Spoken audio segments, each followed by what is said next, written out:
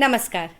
कला सुरभि में मैं सुरभि भारती होम्बल आप सभी का स्वागत करती हूँ।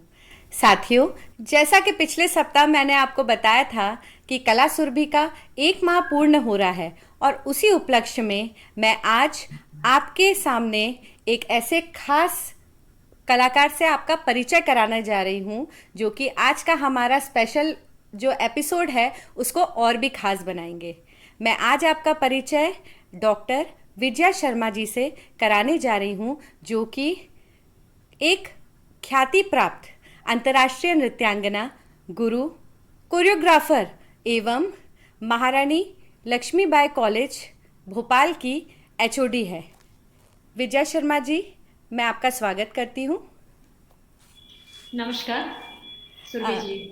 नमस्कार विजया जी। मैम, मैं आपसे जानना चाहूँगी कि जो ये कथक नृत्य क्षेत्र है जिसमें आप इतने सालों से कार्यरत है और वो भी आप रायगढ़ घराना से आपका जो भी शिक्षा हुई है वो रायगढ़ घराना के अनुसार हुई है, तो मैं आपसे जानना चाहूँगी कि इसकी शुरुआत कैसे हुई मैम। सबसे पहले तो मैं सुरभि जी आपको बहुत बहुत धन्यवाद देना चाहूँगी कि आप स्वयं एक बहुत अच्छे परिवार से हैं। आदरणीय शंकर होम्बल जी जिस डिपार्टमेंट में बैठी हूँ वो डिपार्टमेंट ही 59 में आदरणीय शंकर होम्बल जी ने शुरुआत की थी नृत्य की यहाँ जी पर। जी। और उसके बाद में आपकी जो मदर हैं भारती होम्बल जी और प्रेमचंद होम्बल जी जो बनारस यूनिवर्सिटी में रहे हैं, शिकागो में पारिजाता जी हैं और इस तरह से आपके परिवार में मेदिनी जी खैरागढ़ यूनिवर्सिटी में हैं।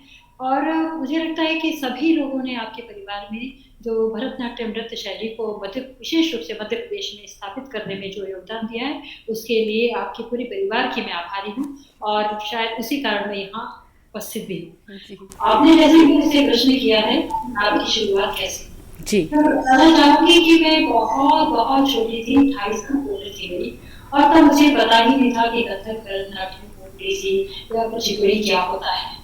लेकिन इतना जरूर है कि मेरी बड़ी बहन राजकुमारी शर्मा वो बहुत अच्छा गाती थी, मतलब खाली 2 से गाने वाले बहुत कम लोग होते हैं, जी वो अच्छा गाती थी और वो हर बार आकाशवाणी की प्रतियोगिता में लगभग 5 साल तक फर्स्ट आई। तो मैं उनके पीछे पीछे जाती थी, मुझे बहुत अच्छा लगता था कि वैसे लगा कि उनकी रिकॉर्डिंग हो रही है और मैं कोने में बाहर बैठी रहती थी, अंदर तो एंट्री थी नहीं। तो मैं वो ऐसे उनको देखती रहती थी कि कितना अच्छा लगता है और हर साल उनको प्राइज भी मिलता था। वो प्राइज मिलता था वो भी अच्छा लगता था और एक छोटी सी जो है गुड़िया मिलती थी जिसके अंदर पेड़े होते थे। तो मैं देखती थी कि अरे ये कितना अच्छा है कि बहुत अच्छा गाती भी है, इनको प्राइज भी मिलता है, इनकी रिकॉर्डिंग भी होती है और फिर ये इनको मतलब रिफ्रेशमेंट भी मिलता है और सब लोग इनको वाह करते हैं। तो हुआ ये कि मैं मेरे घर के पास में, जैसे मैं 1 नंबर घर में रहती थी तो 5 नंबर घर में एक जो भी रहते थे टीचर वो कथक क्लास के थे। तो मैं वहाँ मतलब उनके पीछे पीछे भाग जाती थी स्कूल में। तो मेरे मदर फादर ने 1 जुलाई को मेरा एडमिशन करा दिया 2.5 साल की उम्र में और बस तभी से मेरी कला यात्रा शुरू हो गई, तब से लेके आज तक स्टेज पर। जहाँ तक जायका कराने की बात है तो उस विषय में ये कहना चाहूंगी कि मेरा ये सौभाग्य है, मुझे लगता है कि ईश्वर ने मुझे छप्पर फाड़ के कुछ दिया है। जो कुछ दिया है वो बहुत दिया है, इतना धन दिया है कि जिसको संभालना मुश्किल है। मेरे गुरु पंडित कार्तिक राम जी जिनके बारे में मैं कहूंगी कि अगर आपने कभी कल्पना की होगी कि हम ईश्वर को देखें तो मेरे मन में ये है कि मैंने अपने गुरु को देखा है। मेरे गुरु जी साक्षात ईश्वर थे जो 24 घंटे उनको केवल नृत्य में डूबे रहते थे, जिनको तीन दुनिया से कोई लेना नहीं होता था और हर वक्त वो नृत्य की बात करते थे और नृत्य के अलावा कोई बात करो तो चुप हो जाते थे। तो ऐसे प्रख्यात गुरु से मुझे सीखने का मौका मिला और मुझे सितारा जी ने एक बार कहा था कि गुरु और शिष्य अगर एक साथ मतलब अच्छे गुरु और अच्छे शिष्य का मिलन हो जाए तो फिर भाग्य बनता है। तो शायद मेरा भाग्य तो वहीं से सबरा है और मेरे गुरु पंडित कार्तिक राम जी और पंडित रामलाल जी और मेरे पिता स्वर्गीय गोपाल कृष्ण शर्मा जी ने मुझे यहाँ तक पहुँचाने में बहुत बहुत मेहनत की है। जी बिल्कुल। मैम आपने ये बात बिल्कुल सही भी बोली कि जो गुरु शिष्य का एक रिश्ता होता है वही हमें आगे ले जाने में बहुत कारगर सिद्ध होता है। मैम मैं आपसे जानना चाहूँगी कि आपके गुरु की कुछ ऐसी सिखाई हुई सीख हो या ऐसी कोई बात हो जिसका अनुसरण आप आज भी करती हैं और आज आप खुद एक प्रख्यात गुरु हैं, अपने शिष्यों को भी आप वही सीख देती होंगी, तो कोई ऐसी बात बताइए जो आपको अपने गुरुजी की आज भी याद है। मैं ज़रूर बताऊँगी। मेरे गुरुजी जो हैं, आपको आश्चर्य होगा कि रायगढ़ में 89 की बात है शायद, रात को 1 बजे हम लोग होटल में थे, चक्रधर समारोह में हर साल जाते थे, तो जी। पहला भाव उन्होंने मुझे वहाँ सिखाया था। कोई कल्पना नहीं कर सकता है कि पहली बार उन्होंने मुझे सिखाया था, कौन गली गए शाम। वो फ़ोटो भी आज मेरे पास है, मतलब यहाँ नहीं दिखा सकती, बट मैं बता रही हूँ कि वो फ़ोटो मेरे पास है, और वो पहला भाव उन्होंने वहाँ सिखाया। तो आप सोचिए 24 घंटे जो इसमें डूबा हुआ है व्यक्ति, कभी भी आपको कुछ भी सिखा सकता सही है। बात। एक और उन्होंने मुझसे कहा था कि अगर आप एक दिन रियाज़ नहीं करोगी, तो मतलब एक दिन रियाज़ नहीं करोगी तो 21 दिन पीछे जाओगी। तो मैं हमेशा अपने विद्यार्थियों से कहती हूँ कि कड़ी मेहनत ज़रूरी है, और मैंने अपने दिमाग में ये बात बैठा रखी है कि अगर मैं मेहनत नहीं करूँगी तो मैं कुछ नहीं हो सकती। तो इसीलिए मुझे 24 घंटे, मतलब मेरे अपने गुरु की दी हुई सीख के अनुसार 24 घंटे नृत्य में रहना अच्छा लगता है। और मैं इस बात को अपने विद्यार्थियों को बताती हूँ कि हम एक मजदूर हैं, मजदूर की तरह हम मेहनत करें और अपने दम पर कुछ बनकर दिखाएं, क्योंकि बहुत धैर्य की आवश्यकता है इसमें। जी। पर उसके साथ साथ जो आपने पहले प्रश्न में मुझसे कुछ पूछा था, उसका जवाब भी मैं देना चाहूँगी रायगढ़ जी। घराने के बारे में।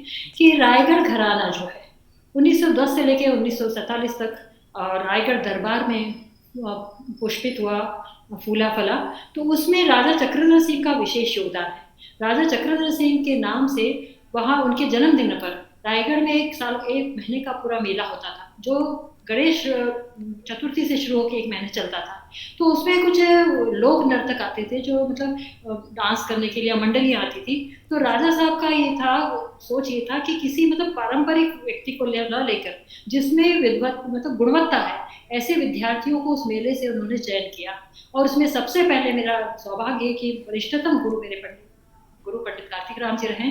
वहाँ से उन्होंने पंडित कार्तिक राम जी, पंडित रामलाल जी, कल्याण दास जी, फिरतू महाराज जी और बर्मन लाल जी, इन 5 का चयन किया और उनको अपने जो है दरबार में रखकर उनको शिक्षा दिलवाई।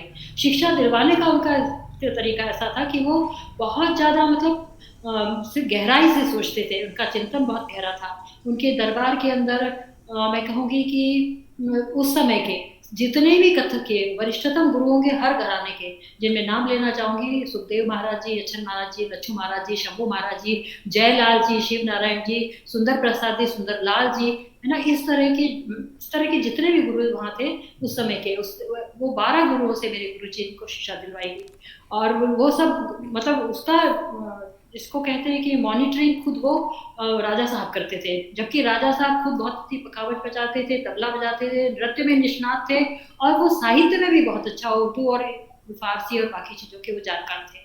तो मेरा कहना है कि इतना इतना रिच व्यक्ति, जो इतने अच्छे महाराजा ने हमारे गुरु जी को वहाँ रख के वो शिक्षा दिलवाई, तो उनका उद्देश्य ये था कि कथक को एक संपूर्ण रूप में प्रस्तुत करना, मतलब सारे घरानों की विशेषताओं को लेते हुए विशेष रूप से रायगढ़ घराने में प्रकृति को, विशेष नेचर को, क्योंकि हम अच्छा। कुछ भी चीज़ लेते तो नेचर से लेते, आसपास की सही। चीज़ों से लेते, उसको लेके उन्होंने समृद्ध बनाया और संपूर्ण रूप में उन्होंने रायगढ़ घराने को सामने रखा। उसके बाद उन्होंने इतना ही नहीं किया, उन्होंने 4 ग्रंथों की रचना की, जिसमें बुरज पर पुष्पाकर, ताल तोय निधि, राग रत्न मंजूषा और नर्ता सर्वस्वम, और ये ऐसे ग्रंथ हैं जो 32-32 किलो के हमने अपने आंखों से देखे। और एक और रायगढ़ घराने की विशेषता है कि उसमें हर बंदिश का नाम है, जैसे मधुगुंजन है, किल्लोलिनी है, शिव तांडव है, अभिसारिका है, ऐसे यजुर्वेदी है, ऐसे हर बंदिश का नाम दिया है। और जो मैं ये भी बताऊंगी कि जो ग्रंथों में लिखा है, उस ग्रंथ में ऐसे एक तरफ तो वो लिखा हुआ है, पूरा लिपिबद्ध है जो बंदिश है, दूसरी तरफ पेंटिंग बनी है, और पेंटिंग उसमें बंदिश में क्या भाव आना चाहिए उस हिसाब से बनी है, और उसमें फिर ऐसे करके लिखा गया कि जिसको पढ़ना बेहद कठिन है, कि कहाँ क्या भाव होगा और कहाँ पर कौन सा शब्द आना चाहिए। ये बहुत बड़ा काम राजा साहब ने किया है। और रायगढ़ घराने में 2-3 चीज़ें और हैं, जैसे कि अति विलंबित से लेकर अति द्रुत तक का समावेश इसमें किया जाता है। और ये बहुत बड़ी बात है कि हमारे यहाँ हर प्रकार की बंदिशों का उन्होंने निर्माण किया है। जी। बिल्कुल मैम, आपने आज हमें रायगढ़ घराने के बारे में इतना बताया, इतनी नॉलेज दी। और खासकर हमारे दर्शकों को इस नॉलेज से बहुत ही कुछ सीखने मिलेगा कि रायगढ़ घराने का जो भी आपने पूर्णतः बताया है वह बहुत ही महत्वपूर्ण है। मैम, मैं आपसे जानना चाहूँगी कि जैसे आजकल के यंगस्टर्स हैं जो कि नृत्य के क्षेत्र में या किसी भी एक्स्ट्रा करिकुलर एक्टिविटीज़ में अपना करियर बनाना चाहते हैं, तो उन्हें, जैसे कई बच्चे हैं जिन्हें अभी तक ये नहीं पता है कि ये एज ए सब्जेक्ट भी हम नृत्य को, कथक को या भरतनाट्यम को हम एज ए सब्जेक्ट भी ऑप्ट कर सकते हैं। तो अगर किसी बच्चे को नृत्य के क्षेत्र में अपना करियर बनाना है तो उसके लिए उन्हें क्या करना चाहिए? मैं बताना चाहूंगी कि यंग जनरेशन को मुझे आना चाहिए कि हमारी जो संस्कृति है वो विश्व में सर्वोपरि है। दूसरी चीज है कि इस क्षेत्र में अगर आपको कोई अपने रोजगार के लिए संभावनाएं तलाशनी है या अपना कैरियर बनाना है, तो आपको एक चीज जरूर करनी पड़ेगी कि सबसे पहले आपको लक्ष्य को साधना है। लक्ष्य साधने के बाद कि हमें तय करना है कि हमें क्या करना है। अब इस फील्ड में क्या है कि बहुत सारी चीजें, कोरियोग्राफर बन सकता है व्यक्ति, फिल्मों में नृत्य सिखा सकता है, किसी स्कूल में टीचर बन सकता है, कॉलेज में प्राध्यापक हो सकता है, गुरु हो सकते हैं, अपनी खुद की संस्था हो सकता है, ऑनलाइन क्लासेस हो सकता है, या कला समीक्षक हो सकता है, दूरदर्शन आकाशवाणी में डायरेक्टर हो सकता है, किसी एकेडमी जा, मान लीजिए राहुल खान भारतपुर या किसी एकेडमी के अंदर वो खुद निदेशक बन सकता है, प्रशासनिक अधिकारी हो सकता है। ऐसे कोरियोग्राफर है, बहुत सारी चीजें हैं ऐसी जो इसमें मायने रखती है। हमको चूज करना है कि हमें किस फील्ड में स्पेशलाइजेशन करना है। सब चीजें तो व्यक्ति नहीं कर सकता, किसी एक में करेगा तो वो बहुत आगे जाएगा। तो सबसे पहले लक्ष्य का निर्धारण करें, उसके बाद पूरी तरह समर्पित होकर हम अपनी तरफ से पूरी मेहनत करेंगे। दूसरा है कि हम अपने गुरु के वाक्य को ब्रह्मवाक्य मानेंगे। तीसरी चीज है कि अनुशासित होंगे, समय प्रबंधन में रहेंगे, बहुत गहन लगन और चिंतन के साथ मनन करेंगे और फिर उसके बाद अथक परिश्रम से समय प्रबंधन को ध्यान में रखते हुए हम आगे बढ़ेंगे। तो कुछ भी असंभव नहीं है, मेरे डिक्शनरी में असंभव शब्द है ही नहीं। आपको करना इतना है कि हम इतनी मेहनत करें कि ईश्वर को लगे कि इसकी तो हमें मदद करनी ही है। तो हमें इस तरह से ईश्वर को अपने आप को समर्पित करके ये सब काम करना चाहिए। क्योंकि मैं ये भी बताना चाहूंगी कि मेरा तो सबसे पहले नृत्य जो है वो सबसे पहले बचपन से लेकर आज तक मैं बेहद आध्यात्मिक हूँ और ये ईश्वर को मनाने का साधन है। सही बात है। जी मैम, बिल्कुल आपने बिल्कुल सही चीज़ कही कि कोई भी चीज़, कोई भी कार्य हम करें वो असंभव नहीं होता है। जैसे कि कहते हैं कि nothing is impossible, even impossible says that I am possible. यानी एक इम्पॉसिबल शब्द जो है वो भी यही कहता है कि आई एम पॉसिबल, यानी मैं संभव हूँ। तो उसी प्रकार हम जितना परिश्रम करेंगे उतना ही हमारा कार्य में हमारा कार्य पूर्ण होगा और हम मेहनत करके आगे अपना लक्ष्य साध सकते हैं।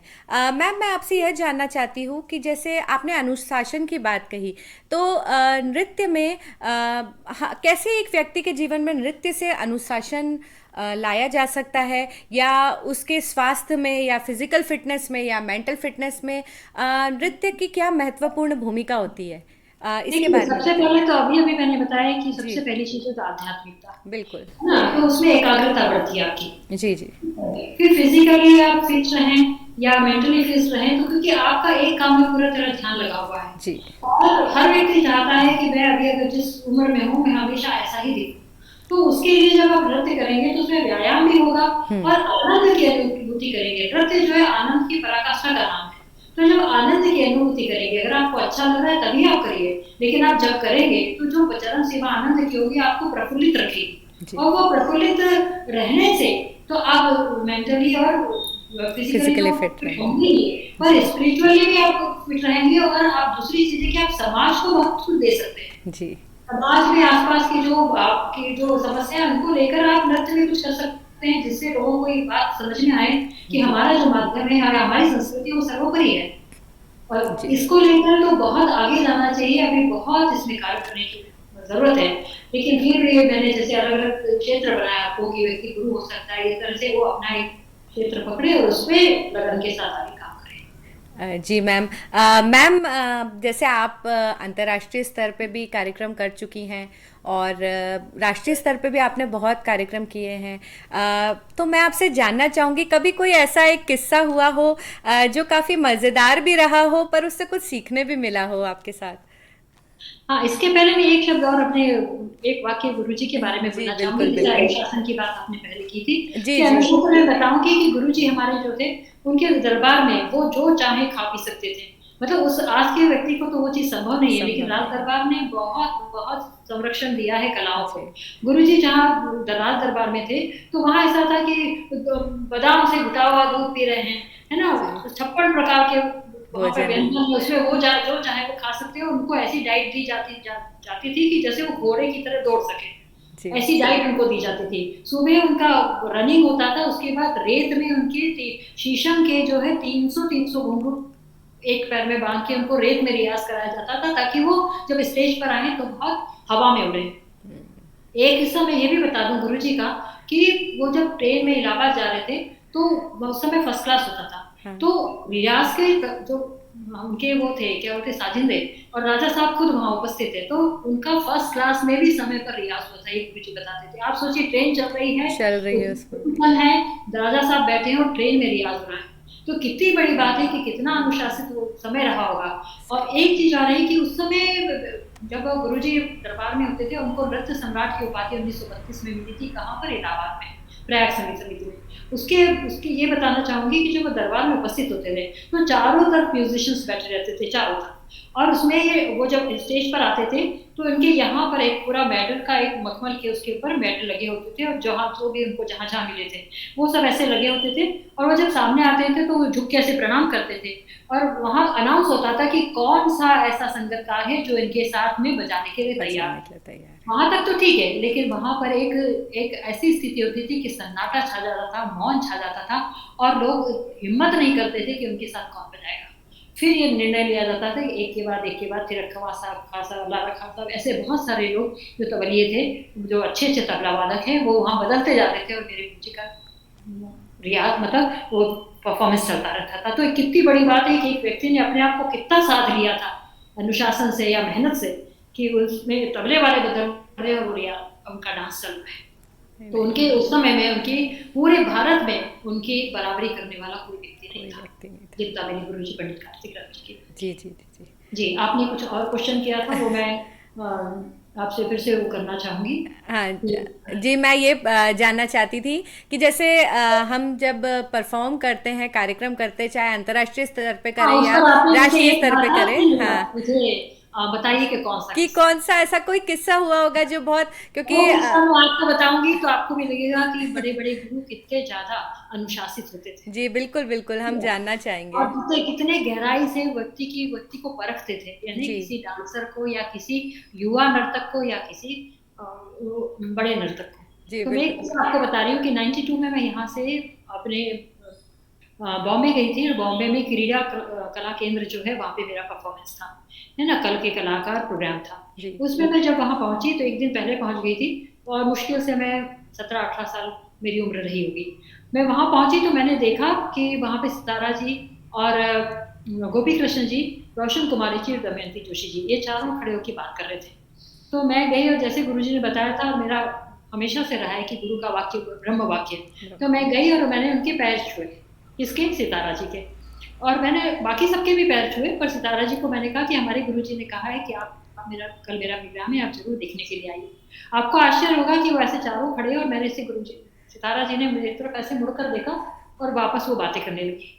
तो मुझे बहुत बहुत मतलब अंदर से बहुत दुख हुआ, या फिर मैं बहुत विचलित हुई कि ये क्या हुआ, गुरुजी ने तो कहा था कि ऐसा बोलना। तो मैं शांत रही। दूसरे दिन आपको आश्चर्य होगा कि मैं प्रोग्राम के लिए गई, और प्रोग्राम की सीढ़ी चढ़ी रही थी कि एक व्यक्ति आया, मुझे याद नहीं है, वो सिख थे। तो उन्होंने मेरे से पूछा कि क्या आप वीडियो बनवाना चाहेंगी? तो तब मैंने कहा कि कितने में बनेगा? उन्होंने कहा 1000 रुपये में। तो उस समय मुझे भोपाल में रहती थी, तो 350 रुपये स्कॉलरशिप मिलती थी। तो मैंने तुरंत उनको मना किया कि मैं नहीं बनवाना चाहती।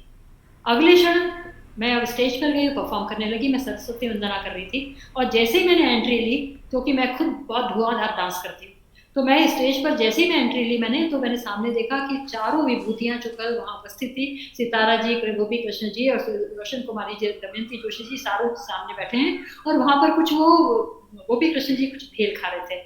तो मेरे को देख के एकदम मैं मतलब थरथरा गई कि चार विभूतियां यहाँ उपस्थित है और 2 मिनट की जो मेरी वंदना थी वो देख के मुझे लगा कि अब क्या होगा, कि इतने बड़े बड़ी विभूति हैं। 2 मिनट मैं बिल्कुल कांपती रही स्टेज पर, और जब मैं वापस एग्जिट हुई तो मैंने अंदर जाके ग्रीन रूम में मतलब उसमें विंग्स के पीछे मैंने सोचा कि अब मैं क्या करूं। तो मैंने अपने आप को संभाला, मैंने दृढ़ निश्चय किया कि विजया शर्मा, आज तेरी नहीं तेरे गुरु की परीक्षा है और तेरे को बहुत कठिन मतलब अपने आप को बहुत सावधानी से प्रस्तुत करना है और तेरी गुरु की इज्जत का भी सवाल है, सम्मान का सवाल है। तो मैं दूसरी एंट्री जब मैंने ली तो मैंने ऐसे पटाखे के साथ ली, मैंने इतनी रफ्तार के साथ ली कि सबके मुंह से बाहर निकला। वहां तक तो ठीक है, मैं 20 मिनट का डांस करती रही और जैसे डांस खत्म हुआ तो सितारा जी की जैसे स्टाइल है वो धड़धड़ाती हुई स्टेज पर आई और उन्होंने माइक में से, उन्होंने स्टैंड में से माइक निकाला वायर सहित, और स्टेज पे मेरे सामने पास में खड़े होकर वो मेरे प्रोग्राम के बारे में कम से कम 15-20 मिनट बोलती रही। तब मुझे समझ में नहीं आया कि इतनी बड़ी महिला और ये मेरे बारे में बोल रही है। मैं अभिभूत थी, लेकिन उससे ज्यादा मैं गर्व महसूस कर रही थी अपने गुरु पर।